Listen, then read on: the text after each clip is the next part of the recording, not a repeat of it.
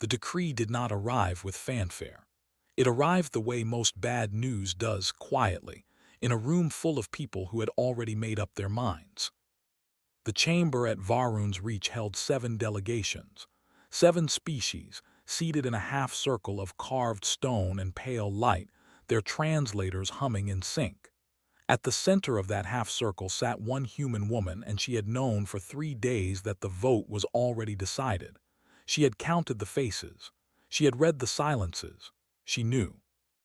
Her name was Dara Fen, and she had spent 31 years learning to hold herself still in rooms that wanted her to flinch. The Solhari arbiter, a tall, gray-skinned figure named Orvan, read the decree in the formal tongue of the conclave. Dara's earpiece translated it in plain words. Humanity's colonial territories in the core and mid-ring would be transferred to conclave administration. All human vessels in recognized space had 60 days to relocate to the Ashveld expanse. Any human ship found in conclave territory after that period would be treated as hostile. The charge, technically, was destabilizing unpredictability. Dara had read that phrase in the preliminary brief. She had read it twice, and then she had set the brief down and looked at the wall for a while. Unpredictability. Because human traders had undercut Solhari freight rates. Because human engineers had found better routes through the Ven corridor without asking permission. Because human diplomats kept forming alliances that didn't last long enough to be managed, and breaking them before anyone could prepare a counterposition. The conclave had spent 40 years trying to model human behavior, and it had never managed it.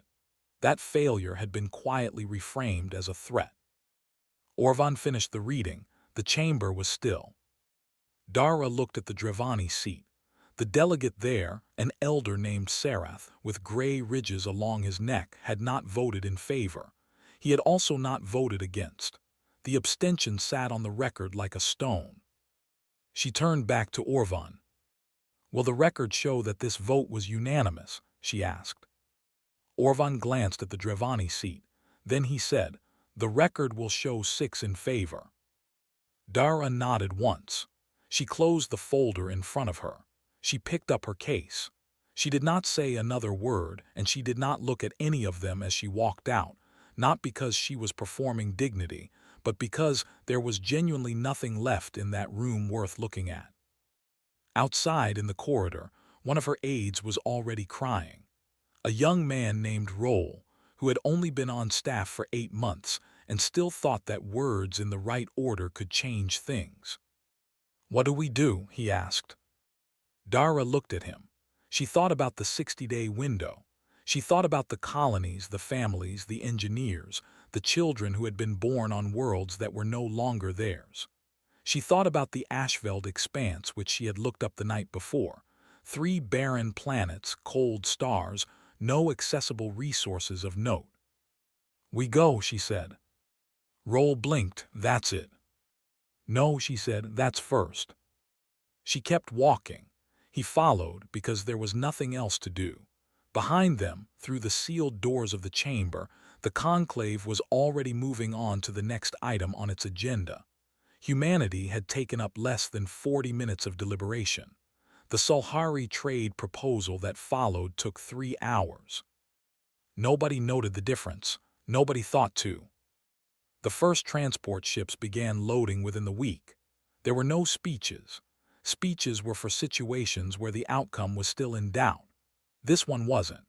People packed what they could carry and moved toward the boundary in slow, tired columns, and the conclave escort ships followed at a polite distance, making sure the line kept moving. Dara watched from the viewport of her own ship as the last of the mid-ring stations fell behind them. She had lived on that station for 11 years. She knew which food vendor opened early, which corridor smelled like coolant no matter how many times maintenance came, which viewing deck caught the best angle on the nearby nebula at shift change. She did not let herself think about it too long. There was a difference between grief and weight, and she had learned by now which one was useful. The Ashveld expanse appeared on her screen as an empty quadrant. No green markers, no resource ratings, Just a blank section of the map that the conclave had colored gray and labeled in small bureaucratic text, uninhabited, unviable, uncontested. She looked at that word, unviable, for a long moment. Then she went to find the engineers. Not because she had a plan. She didn't. Not yet. But she had watched enough rooms make enough mistakes to know that the people who survive the bad decisions of others are rarely the ones who sit down and wait for rescue. They are the ones who, while everyone else is still processing the shock, start asking the next question. The next question in her mind was simple: what is actually down there? Not what the conclave said was there. What was actually there: rock, thermal activity, gravity, atmosphere, even if thin. These were not nothing. These were something. And she had learned, through 3 decades of diplomacy in a galaxy that never quite wanted humanity at its table, that something is always enough to start with. The ship crossed the boundary marker at 300 Standard Time. No ceremony. No signal. Just a line on a map they were suddenly on the wrong side of. Dara Fen went to sleep. Tomorrow would need her more than tonight did. 940,000 people. That was the count that reached Dara's desk on the 4th day in the expanse, spread across a handful of transports, 200 smaller vessels, and a colony ship that had been mid-transit when the decree landed and had turned itself around in confusion before deciding there was nowhere else to turn. She read the number and then set it aside, because numbers that size stopped being people if you looked at them too long. Better to focus on the smaller problems, the ones with names. The 3 rocky planets in the Expanse's habitable band had already been designated by Conclave survey data: Havard, Soren's Reach, and a smaller one that didn't have a name at all yet, just a catalog number. Havard was the largest, with trace atmosphere and residual geothermal activity in its northern continent. It was the least bad option available, which was not the same thing as a good option. A man named Rook Santon was the first to land. He wasn't supposed to be.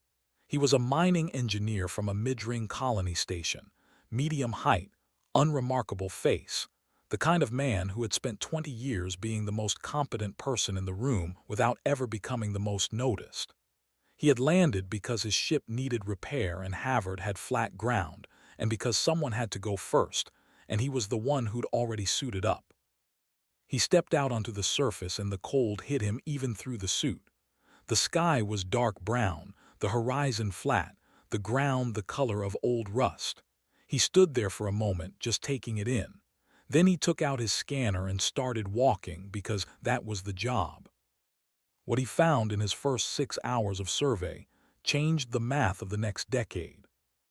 40 meters below the northern shelf, the geothermal reading spiked. Not dramatically, but enough. The rock above was dense and workable. The thermal gradient below suggested sustained heat that could, with the right kind of tapping, support enclosed life. It wasn't ideal. It wasn't even close to comfortable. But it was a foundation, and a foundation was more than the conclave had intended to leave them. Rook sent the data up. He didn't send it with a note or a recommendation or an argument for what it meant. He just sent the numbers. Dara looked at the numbers for 40 minutes. Then she started redirecting ships. It took 3 months to get 4,000 people into the cave systems that Rook's team had begun carving and pressurizing. 3 months of hard cold, of rationing that left everyone slightly hungry all the time, of arguments and small crises, and one serious accident that killed a drill operator named Pyatt who had a daughter aboard one of the upper transports. They held a small gathering for him in the main tunnel the evening after it happened. Nobody had much to say. What was there to say? They stood together in the half-pressurized dark, and Rook did not speak for longer than felt comfortable, and then he said, "He got us 30 meters further in. We'll go the rest of the way." And they went back to work. Meanwhile, above the surface, a different problem was taking shape. The ships that refused to land formed their own faction, not out of arrogance, out of a genuine disagreement about survival strategy. Landing meant committing to a planet that might not support them. Staying mobile meant options, even if the options were limited. The logic wasn't wrong. The woman who ended up leading the fleet wasn't a commander by training. She was a cargo pilot named Sola Veth, 26 years old, who found herself making decisions for 300 people because she was the one whose ship had the most fuel and the working communications array. She made 3 decisions in the first month that she knew were wrong even as she made them. She diverted food stores to the engineering crews because without working engines, everyone died. She delayed sending a rescue shuttle to a stranded freighter for 18 hours because she didn't have the fuel to guarantee a return trip. The freighter made it back on its own. She never fully forgave herself for the delay, even though no one died because of it. That was its own kind of lesson she carried quietly. The fleet called themselves the Drift, not because anyone voted on it, but because someone spray-painted it on the side of a water storage unit as a joke, and then it wasn't a joke anymore. Dara Fenn, from the underground settlement taking shape on Havard, maintained contact with Sola. Their relationship was practical and occasionally tense. Dara wanted the Drift to commit to a shared resource structure. Sola wanted to know what Dara was offering in exchange. Neither of them had much to offer. They negotiated anyway, 2 women talking across vacuum about things that might matter later, building an understanding on nothing more solid than the fact that they were both still here. By the end of the first year, the cave settlement on Havard had a name, the Under, and it had heat and pressure and walls that didn't flex, and it had schools, which Dara had insisted on before they finished the second residential corridor.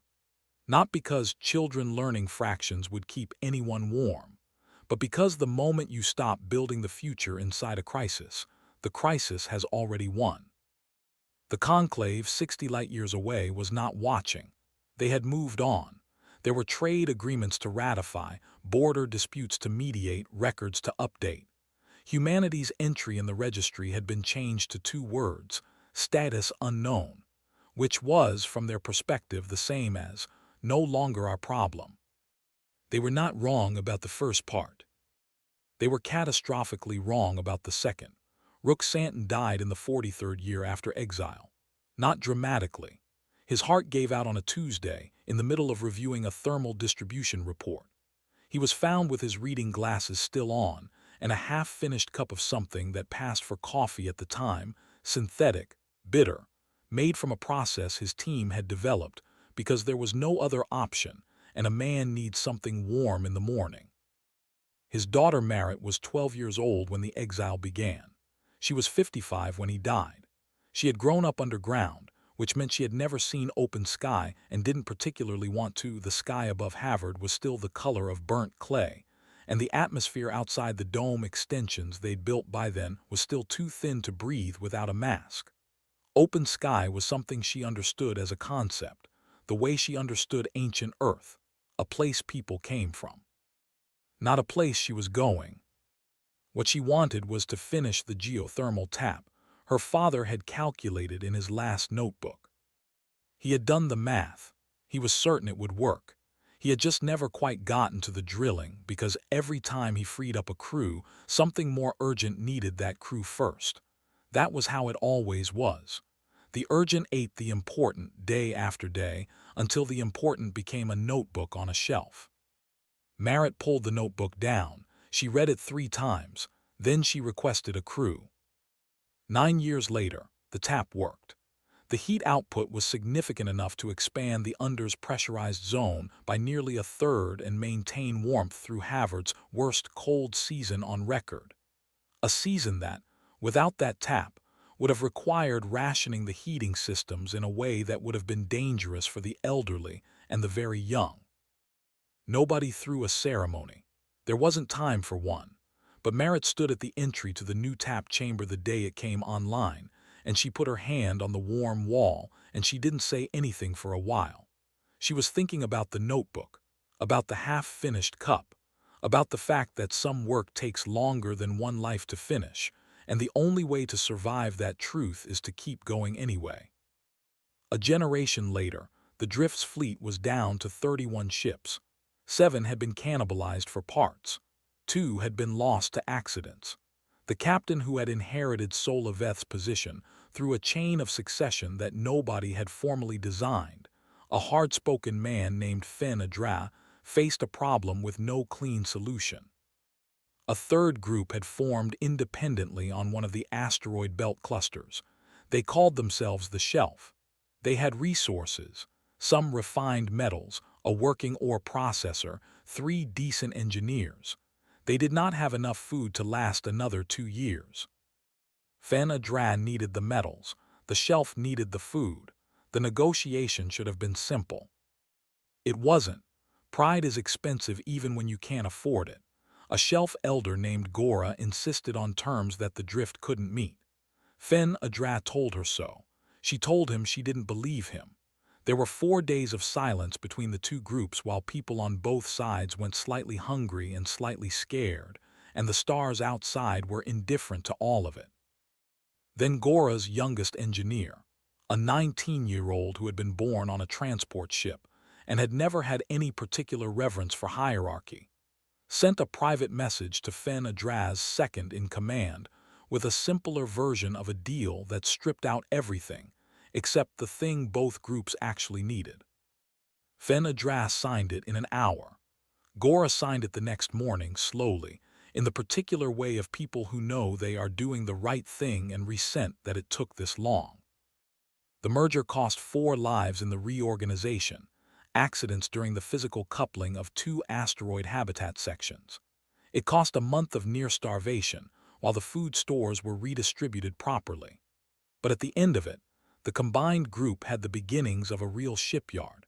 2 decommissioned hull sections lashed together in orbit around the largest asteroid, with a pressurized interior where engineers could work without suits on. It was the ugliest structure anyone had ever seen. It worked. Below, on Havard, the underground city had a name now, not just the Under, but Havard proper, because the pressurized dome extensions had grown large enough that you could walk for 2 hours inside without retracing your steps. They had farms. They had a water reclamation system that wasted almost nothing. They had a school with 4 dedicated teachers and a waiting list. They had a small press that printed a news sheet once a week on recycled paper that was slightly too gray and slightly too stiff, but was, undeniably, a newspaper. The news sheet ran an article in its 47th edition about the geothermal tap.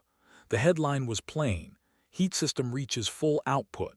Below it, in smaller text, one line: project began by R. Santon, completed by M. Santon. No dates, no details, just the names side by side across the space of a generation. Merritt read it at her workbench and did not react visibly.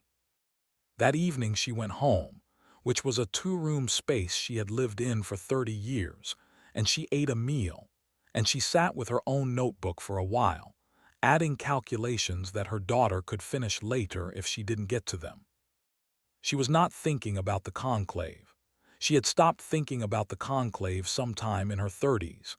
There was too much work to leave room for bitterness, and bitterness, she had come to understand, was just grief that had given up trying to be useful. She turned the page. She kept writing. 312 years after the exile, a conclave survey drone crossed the outer boundary of the Ashveld expanse. It was an old machine, programmed on a long orbit that nobody had updated in over a century. It did what it was built to do. It scanned, it recorded, and it sent its data home on a standard frequency that a monitoring station received automatically and filed without review. The flag that the data triggered sat in a queue for 4 months. It was found by a junior Sulhari analyst named Davin Orvan, who was reviewing old automated reports as part of a routine archiving task. The kind of work given to junior staff on slow afternoons, the kind of work nobody expected to produce anything interesting. He looked at the expanse data for a long time. Then he looked at it again. The scan showed atmospheric pressure readings on Havard that did not match the planet's natural capacity. It showed energy signatures consistent with large-scale manufacturing. It showed, and this was the part that made him sit very still, over 400 distinct vessel transponders in the system's orbital bands. Not the transponders of the Exile fleet, which would have been on record. New ones, different configurations. Built by the signal signatures, from materials that the Expanse was not supposed to contain in refinable quantities. He took the report to his supervisor, Director Ansi Lamath, a cautious man with 20 years of institutional habit and a natural instinct toward keeping unusual information in small rooms. Lamath looked at the data. He did not say anything for a long time. Then he said carefully, "This may be a sensor error." Davin said, "It may be." They looked at each other. "We should send a verification probe," Davin said. Lamath said, "Yes," and then after a pause, quietly. The verification probe took 8 months to reach the Expanse. Its data arrived on a morning when Davin was eating lunch at his desk and thinking about something else entirely. He read the file. He set his lunch aside. The verification data was not a sensor error. What the probe had found was this: Havard had a city. Not a settlement, a city, with a population the probe estimated in the tens of millions, spread across a pressurized surface network and a deep subterranean complex that the probe's sensors could only partially read. The atmospheric domes were large enough to show on passive scan from a significant distance.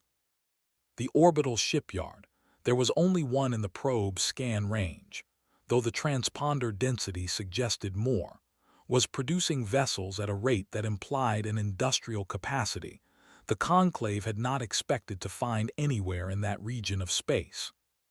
The vessels themselves were the part that nobody could quite account for. They didn't look like anything in the Conclave database, not evolved from any known design tradition.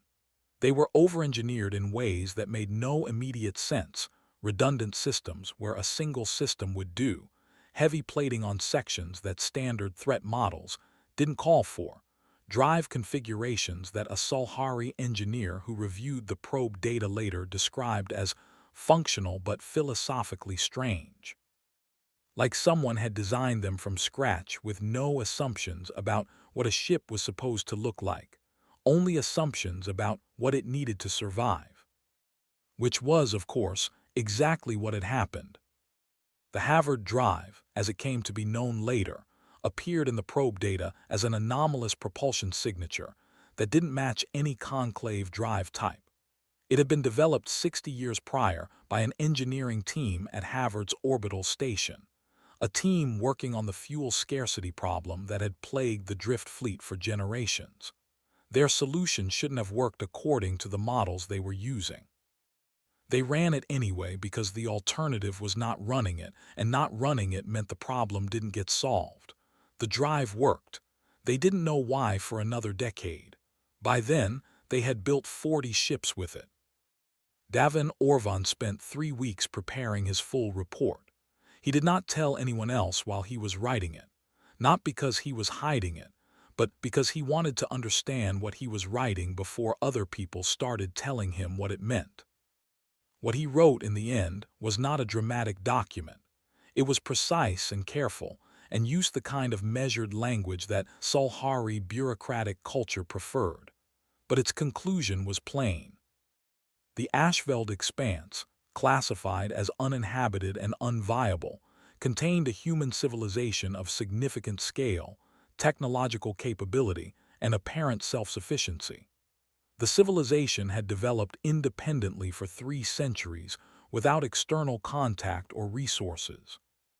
Its industrial output, vessel fleet, and infrastructure suggested a species that had not merely survived the conditions of its exile, but had used those conditions as the entire basis of its development, meaning its technology, its design philosophy, and its capabilities were not derived from conclave traditions and could not be assessed through conclave frameworks. He submitted the report. He went home. He sat in his apartment and looked at his ceiling for a while. His ancestor, he had done the ancestry research once, out of mild curiosity, had been an arbiter, A man named Orvan, who had read a decree in a chamber on Varuns reached 3 centuries ago, in a voice described in contemporary records as flat and ceremonial. A man who had believed, presumably, that the exile was a reasonable solution to a manageable problem. Davin thought about that. He thought about the 400 transponders. He thought about the city. He thought, we told them to disappear. Then he turned off the light and went to sleep, because the report was filed, and the rest of it was above his pay grade, and there was nothing left to do tonight except understand that the world had just become more complicated than it was this morning.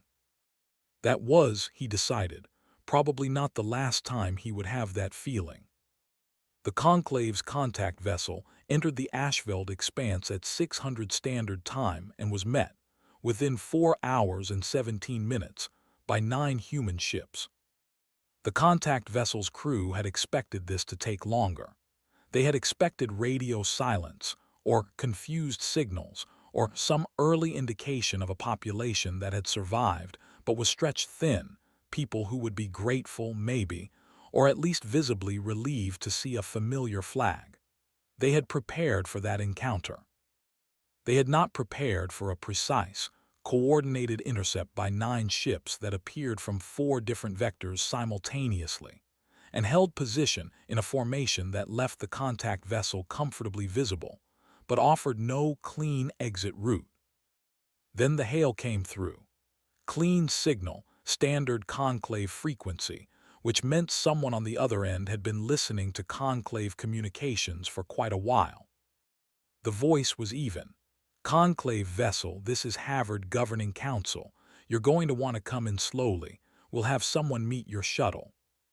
No welcome, no hostility, just instructions. The lead diplomat on the contact vessel was a Solhari named Hess Aramer. He had 22 years of active field experience. He had negotiated border disputes on 7 different worlds, mediated 3 interspecies resource conflicts, and once talked a rogue colony administrator down from a decision that would have started a war. He was not easily unsettled. He was unsettled now. He followed the instructions. The shuttle descended.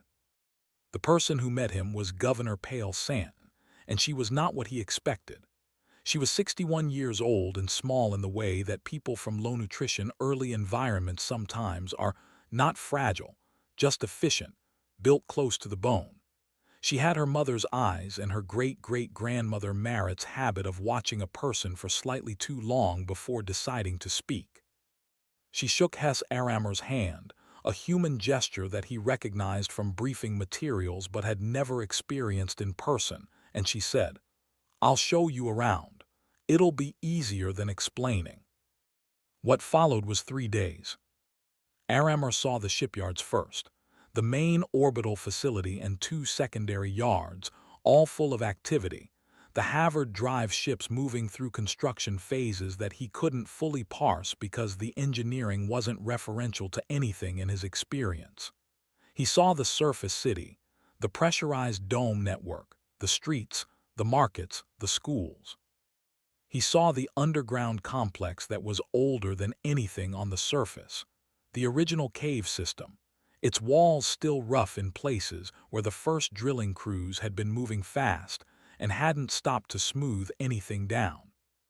He saw the farms, which used less water than any agricultural system he had encountered in conclave space and produced more per square meter, because 3 centuries of scarcity had pushed human agricultural engineers into solutions that conclave species had never needed to find.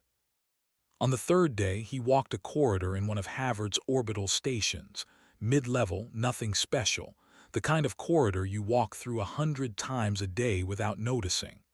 There was a plaque on the wall, a list of names in 2 columns, densely packed.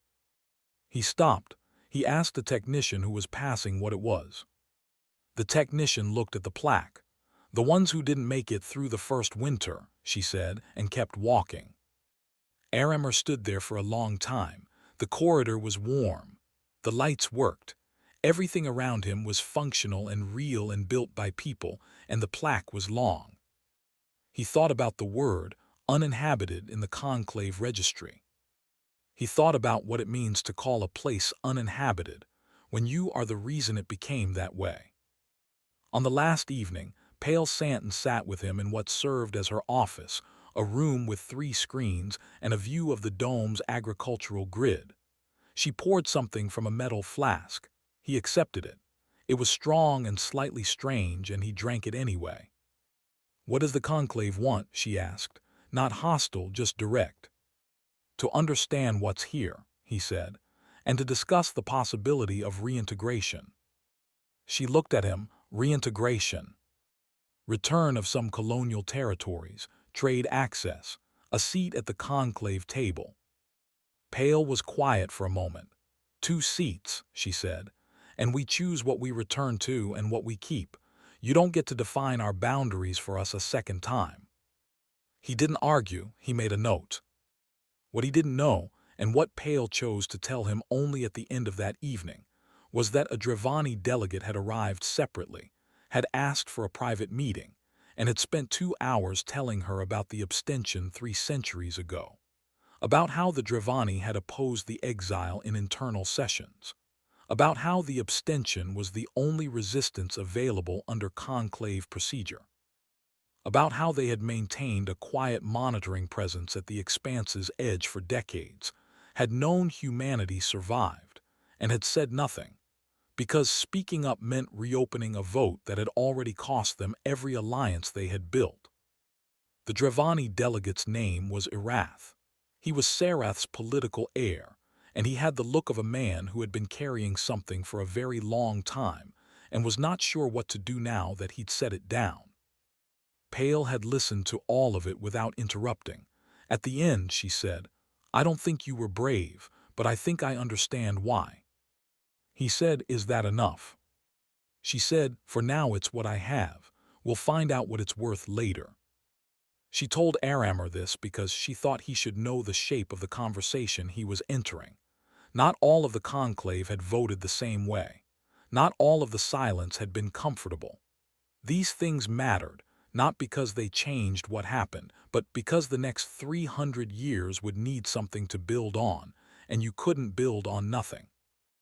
Aramer left the next morning with his shuttle full of data, and a sense that he had come to survey survivors, and found something he did not have the right word for yet.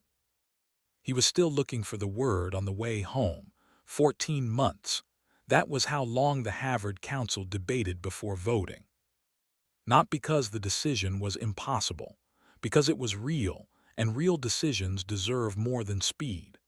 There were voices in the chamber that said take everything the conclave offered and say thank you. There were voices that said take nothing, because what the conclave offered today it could revoke tomorrow, and hadn't humanity already learned that lesson the hard way? There were voices that asked the harder question, the one that kept Pale Santin awake on more than one night. If they reintegrated, if they accepted trade access and conclave seats, and all the infrastructure that came with belonging to the galaxy again, would they slowly reshape themselves around what the galaxy expected? Would the next generation of engineers build ships that looked like conclave ships, because that was easier? Would the next generation of farmers adopt conclave agricultural methods, because they came with better equipment subsidies? Would being given things again make them forget what they had learned from having nothing? That question had no clean answer. Pale said so in the chamber plainly. She said, "Every choice here carries a cost. The cost of going back in is one kind of risk. The cost of staying out is another. I am not going to tell you which risk is smaller. I'm going to ask you to think about what we actually want and then vote for that." They voted for trade access and 2 conclave seats. They voted to keep the Harvard Drive proprietary. They voted to keep every settlement in the expanse under Harvard Governing Council jurisdiction with no conclave administrative authority.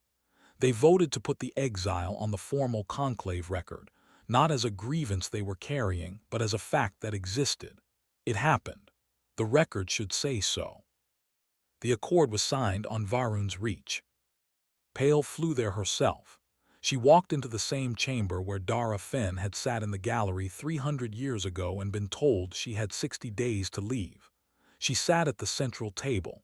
She signed the document with a pen she had brought from Harvard, a small piece of ordinary stationery from her own desk, nothing ceremonial about it. She did not make a speech. She did not need to. After the signing, in the corridor outside the chamber, Davin Orvan found her. He was older now. The analyst who had first flagged the survey data had spent the last decade as a liaison between the conclave and the Harvard Council, a role that had consumed most of his professional life. He had gray at his temples and the particular expression of someone who has been translating between two worlds for so long that he sometimes struggles to remember which one he belongs to. He had been trying to say something to her for 3 years. He said it now. He told her that his ancestor had read the exile decree, that he had looked it up not long after filing his first report on the expanse data, because he had felt, without quite understanding why, that he owed it to himself to know. He said that he didn't hold himself responsible for what a man did before he was born, but that he also couldn't pretend it wasn't in him somewhere, the shape of what that man had done. He said, "I'm sorry, I know it's not mine to give, but I've wanted to say it for a long time." Pale looked at him for a moment. She looked the way she always did when she was deciding something, not cold, just careful. She said, "I don't hold you responsible for a vote cast before you were born, and I don't hold myself responsible for surviving it. The only thing that's left to argue about is what happens next." He nodded. He looked like some weight had moved somewhere, not gone but moved. She added, quieter, "Your ancestor probably thought he was making a practical decision. I've spent a lot of time being angry about that. Then I spent a lot of time understanding that practical decisions made without full information produce the same results as cruel ones. And then I ran out of time to be angry because there was too much to build." She paused. "That's not forgiveness. That's just where I am." Davin said, "I think that's more than most people would manage." She said, "Most people didn't have 300 years of something to show for it." She flew back to Harvard the next morning.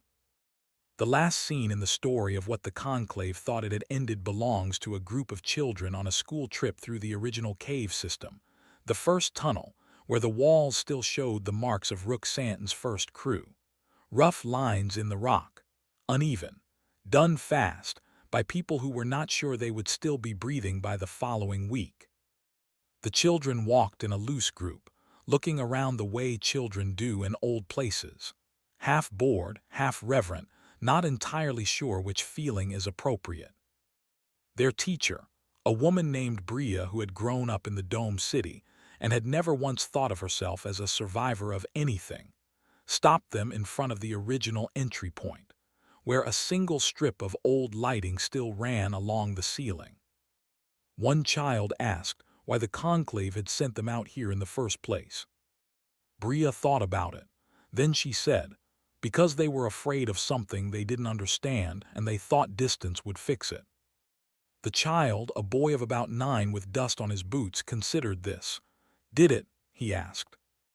Bria looked at the rough walls, at the marks in the rock, at the tunnel that had turned into a city and the city that had turned into something the galaxy was still finding the right words for. "No," she said. He thought about that for a moment.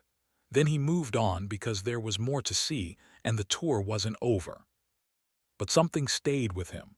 Some children, you can tell, are carrying a thought home, not because they say anything, because they don't. You can just see it on them, the way a question settles in. He was quiet the whole way back on the transport, looking out the window at the dome lit from the inside, warm against the brown sky. Thinking about distance and what it does not fix.